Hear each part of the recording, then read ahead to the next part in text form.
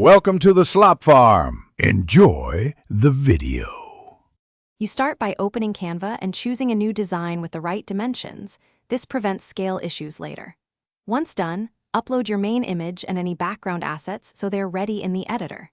Add a text box, pick a readable font and size, and position it roughly where it must sit relative to the image. Make sure text color contrasts with the image. This saves time when you push the text behind layers. Now move on to layering controls.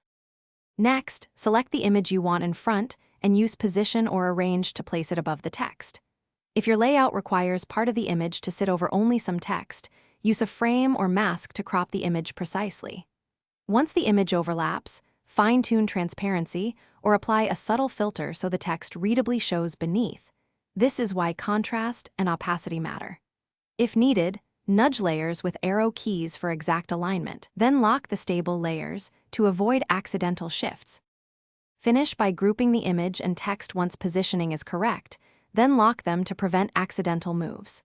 Export using PNG or PDF and choose a transparent background if you need the image over other surfaces. If the text becomes unreadable, address it.